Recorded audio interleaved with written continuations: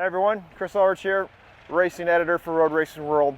I am at Atlanta Motorsports Park with the new 2022 YZF-R7. And I say that with a little hesitation because it's not really quite the R7 you think it would be, right?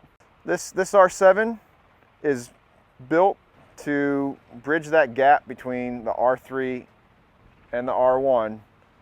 And it's at a price point of $89.99, which is something that Yamaha is new for Yamaha. They're trying this out to see, how they can get more bang for their buck in terms of the performance. These plates really help stabilize the chassis, increase the rigidity, it twists less, so then you have a more direct feel with the throttle coming off the corner, especially in heavy acceleration zones. Overall, you kind of got to look at the concept of this bike, right? It's a cost-down super sport.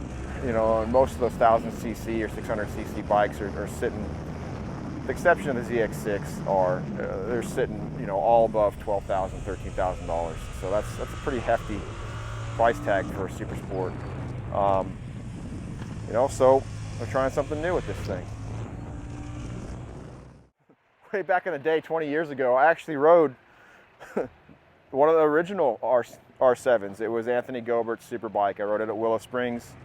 21 years old, just finished one of my first 4-stroke seasons on the bike, and that was it's quite an eye-opener, right? So when I think of R7, I think of that bike, and wheeling out of turn 9 at Willow Springs and going down the back straight in a turn 8, and it was a wild ride for me back then. And now you come here, this is a pretty big contrast. I know there's some consternation about the name, but you gotta give Yamaha credit for the concept, going after the bike sales, right? What's an OE's job to do is sell motorcycles. So the goal for this bike is to sell motorcycles, to give their customers an option that goes from the R3 to the R7 and have a nice sport bike, that racy look that you got going on.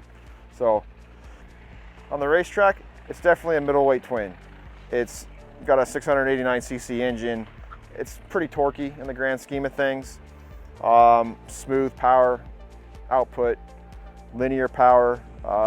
You really you got to ride them differently than you would ride a R6 or R1 or any other open path sport bike. You can really crack the throttle early, get it going, and it's not overly demanding in terms of being physical on the racetrack. You can ride this motorcycle all day long, which is nice, right?